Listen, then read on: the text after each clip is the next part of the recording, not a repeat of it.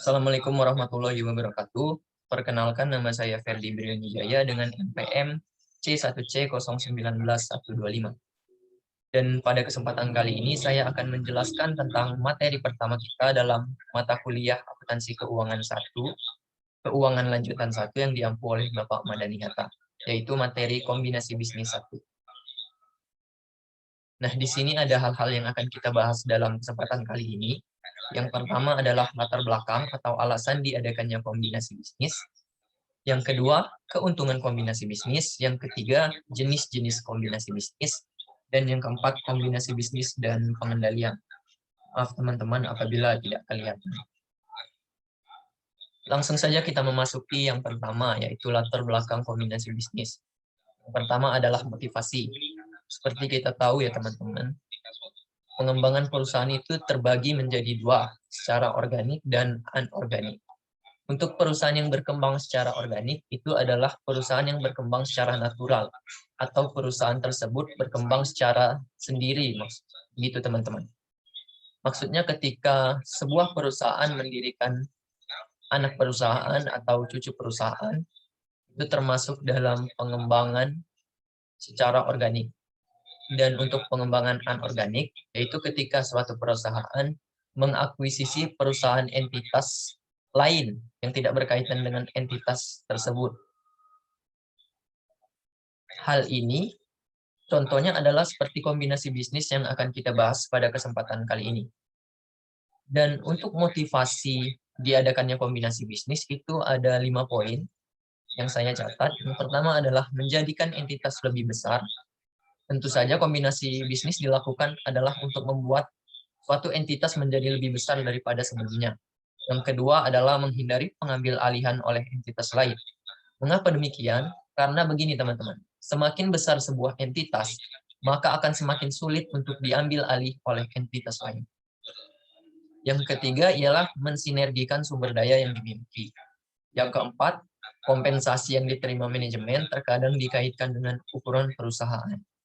Dan yang kelima, tentu saja meningkatkan kebanggaan entitas tersebut. Selanjutnya ialah keuntungan dari kombinasi bisnis.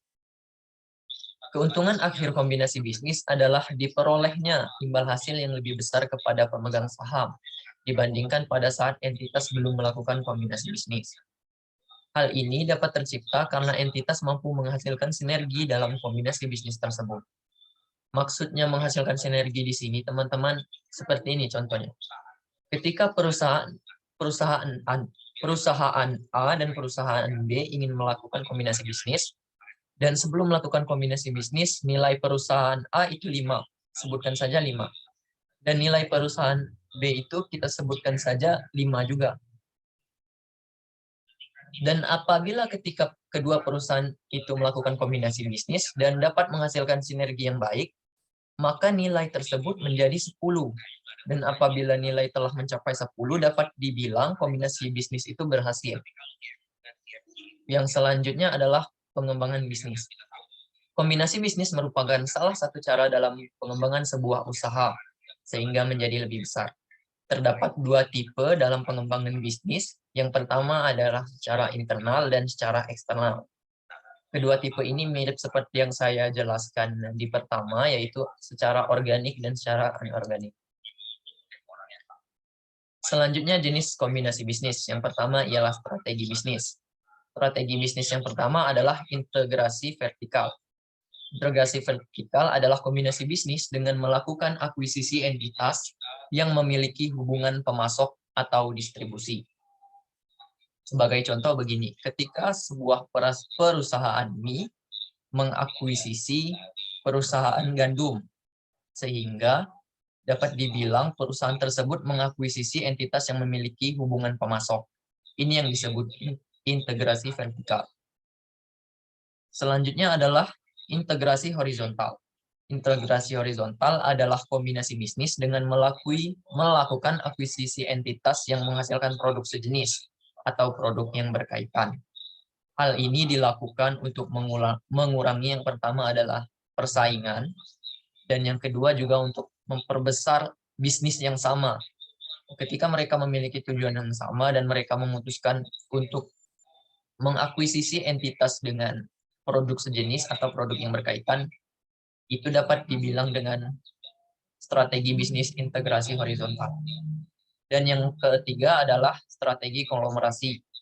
Strategi ini adalah kombinasi bisnis dengan melakukan akuisisi entitas yang tidak memiliki hubungan dengan entitas miliknya.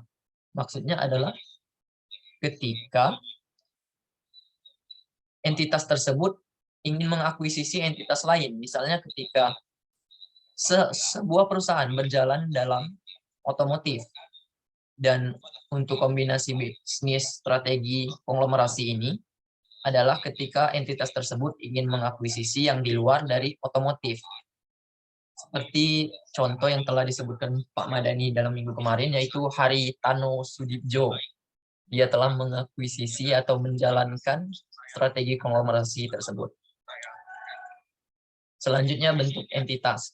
Ada 3 bentuk entitas. Yang pertama adalah merger. Merger adalah kombinasi bisnis yang dilakukan dengan menggabungkan 2 atau lebih perusahaan, di mana entitas yang diakuisisi dibubarkan dan semua aset diambil alih pihak pengakuisisi. Yang selanjutnya adalah konsolidasi. Konsolidasi adalah kombinasi bisnis yang membentuk suatu entitas baru yang mengambil alih semua aset dan liabilitas dari entitas yang bergabung. Jadi ketika konsolidasi dilakukan, ketika ada 2 perusahaan atau lebih yang ingin melakukan konsolidasi, kedua perusahaan tersebut bisa dibilang hilang dan membentuk suatu entitas yang baru. Dan yang ketiga adalah akuisisi. Akuisisi adalah kombinasi bisnis dengan membeli kepemilikan entitas yang diakuisisi. Namun entitas yang diakuisisi tetap berdiri, hanya dikendalikan oleh entitas pengakuisisi. Sebagai contoh itu ketika Facebook mengakuisisi Instagram, dan ketika Facebook juga mengakuisisi Messenger. Itu dapat dibilang entitasnya tetap ada. Itu Instagram tetap ada, namun Instagram dikendalikan oleh Facebook sebagai entitas pengakuisisi.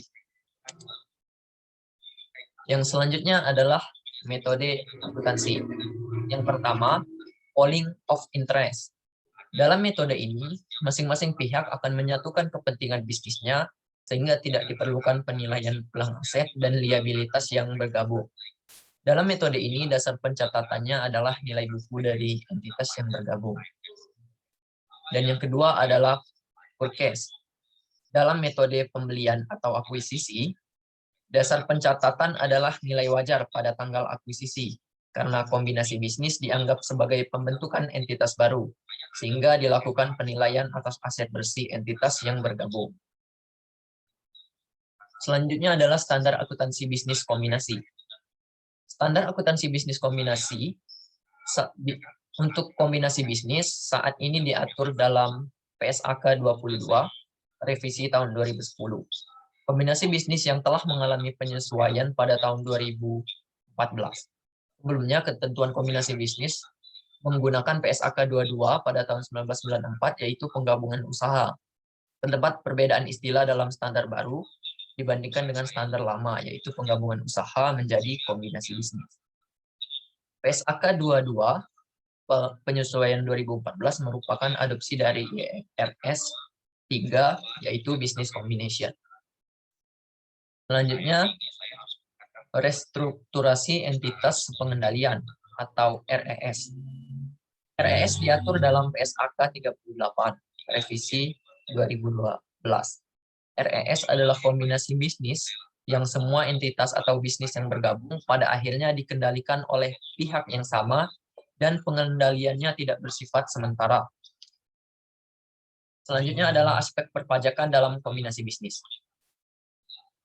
Pajak merupakan hal yang diperhatikan dalam proses merger dan akuisisi perusahaan. Proses merger dan akuisisi melibatkan transfer aset dan liabilitas. Pajak penghasilan dikenakan atas selisih antara nilai buku aset dan liabilitas dengan nilai wajar. Aset dan liabilitas yang dialihkan dalam proses merger atau akuisisi.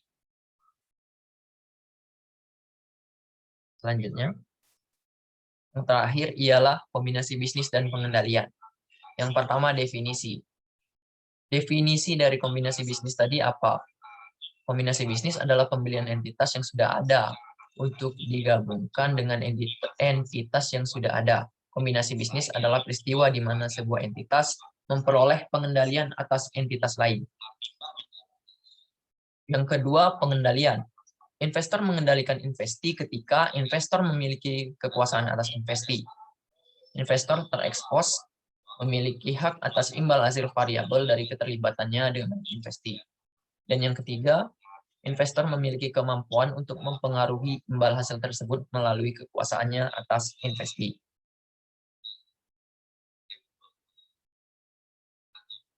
Nah, definisi pengendalian awalnya dijelaskan dalam PSAK 22, yaitu penyesuaian pada tahun 2014, sebagai kekuasaan untuk mengatur keuangan dan operasi entitas yang diakuisisi. Namun definisi pengendalian tersebut diganti dengan definisi pengendalian seiring terbitnya PSAK 65, Laporan Keuangan Konsolidasi, dan PSAK 22 pada penyesuaian 2014, yaitu kombinasi bisnis. Dan yang terakhir ialah bisnis. Bisnis dalam transaksi kombinasi bisnis harus dipastikan bahwa transaksi tersebut merupakan pembelian sebuah bisnis, bukan hanya pembelian aset perusahaan secara terpisah. Baiklah, saya kira itu saja yang dapat saya jelaskan. Terima kasih atas perhatian teman-teman, dan apabila terdapat banyak kekurangan, saya mohon maaf. Dan apabila ada saya salah kata juga, saya mohon maaf. Terima kasih. Wassalamualaikum warahmatullahi wabarakatuh.